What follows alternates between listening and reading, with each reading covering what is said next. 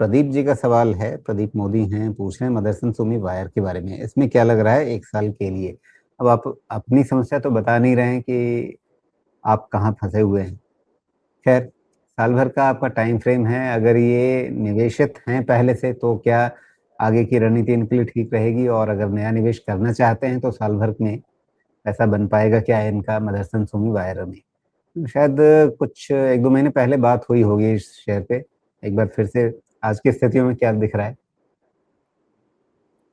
Motherson Sumi wiring का है ना। अभी भी कुछ खास चेंज तो नहीं है सिचुएशन में। मदरसन सुमी वायरिंग में you have a proper lower high in place है।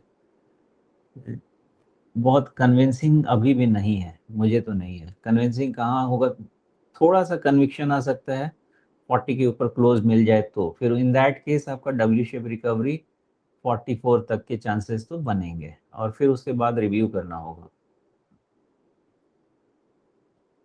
जी। तो डब्ल्यू शेप रिकवरी में आप कह रहे हैं कि अच्छा, इसका डब्ल्यू जो है वो वही 44 पर ही है। इसकी बीच की जो चोटी है वो बिल्कुल शुरुआती चोटी से मेल खाती है। ये कई जगह होता है ना कि डब्ल्यू में बीच का हिस्सा जो है, बीच का टॉप जो है वो लगभग आधा ही रहता है। यहाँ तो लगभग पूरा डब्ल्यू बन गया था, कैपिटल डब्ल्यू। नहीं, यहाँ पे पहला तो हम यहीं पे रखा जाए, 44 के आसपास रखा जाए। ओके, फिर वहाँ पे इसको समझा जाएगा। ओके, और उसका भी कंडीशन ये है, 40 निकलने के पहले कोई कन्विक्शन है नहीं मेरा इसमें। ओके, तो 40 के ऊपर भी कृपा क्या कहाँ मिलता रुकी है, हुई है? 10%। हाँ, क्योंकि अभी जो इस हफ्ते भी बाजार में सेंटिमेंट बढ़ा है, लेकिन इसकी पिछली 3 कैंडल देखिए तो आपको कोई इसमें उत्साह नहीं बनता हुआ दिखा है। नहीं नहीं बन पा रहा है, वही मैं कह रहा हूँ कि अभी इस पे कन्विक्शन बन नहीं पा रहा हाँ, तो कृपा कहाँ रुकी हुई है? है। क्या पता है किधर में कृपा रुकी है। तो तो इसके लिए अभी थोड़ा सा मार्च देखते तिमाही हैं में फिर। इन्होंने ग्रोथ भी इतनी अच्छी दिखाई थी। मतलब सेल्स ग्रोथ बहुत ठीक ठाक रही है। प्रॉफिट ग्रोथ वैसी नहीं हुई होगी जैसी बाजार सोच रहा होगा, लेकिन क्योंकि सेल्स बढ़ गई और प्रॉफिट उतना नहीं बढ़ा, स्टैग्नेंट रहा लगभग। तो मतलब सेल्स बढ़ा लेकिन मार्जिन घट गया। तो हम्म, बाजार ये देख रहा है कि भाई आप पहले अपना हिसाब किताब थोड़ा ठीक कीजिए। वही प्रॉब्लम है। और उसके अगेंस्ट ऑलरेडी 40 टाइम्स पे वैल्यूएशन है, तो कोई वैल्यूएशन एक्सपेंशन का रूम भी नहीं है। वहाँ कृपा वैल्यूएशन प्रीमियम में ही रुका हुआ है। मतलब ग्रोथ बढ़ने से खुश हो सकते थे, लेकिन मार्जिन घट गया तो वो ले दे करके बराबर हो गया। जी, एक सीढ़ी चढ़े फिर एक ने सीढ़ी वापस खींच ली। लेकिन अपने सेगमेंट का अच्छा नाम है, प्रतिष्ठित नाम है। देर सवेर तो चीजें ठीक कर ही लेंगे ना।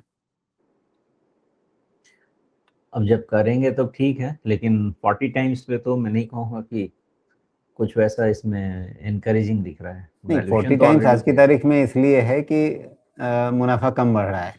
जैसे ही ये मार्जिन वापस सुधारेंगे और सेल्स सुधारना शुरू कर लिया है, तो जैसे ही मार्जिन पुश आएगा वैसे ही ये आपको वैल्यूएशन कम दिखने लगेगा।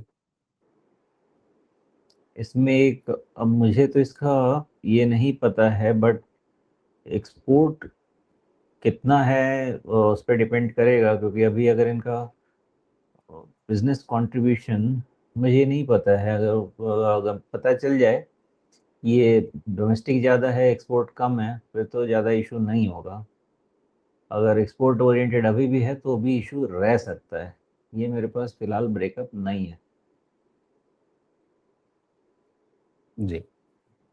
तो टेक्निकली आज की तारीख में कृपा अटकी रहेगी 40 पार करने पे, और 40 के ऊपर 44 के आसपास के भाव दिख सकते हैं। अभी इतने पे नज़र रखा जाए, और रिस्क मैनेजमेंट के लिए तो ये जो हमारे पास डबल बॉटम जैसी स्थिति है वो अपने आप में भरोसेमंद है ना। नहीं, पहली चीज़ कि जब तक ये 40 नहीं निकलता है, इसमें विश्वास तो किसी के लायक है ही नहीं ना, क्योंकि अभी इसका लोअर हाई है इन प्लेस। अभी हमारे पास डब्ल्यू शेप रिकवरी का कोई भी इंडिकेशन नहीं है। डब्ल्यू शेप के लिए एक माइनर हिंट चाहिए 40 के ऊपर, तब हमारे पास होगा कि हाँ भाई हमारे पास 37 रिस्क मैनेजमेंट बना, और तब ये बना कहाँ तक, 44 के आसपास तक, और फिर वहां पे जाके पूरी कहानी फिर से समझनी पड़ेगी।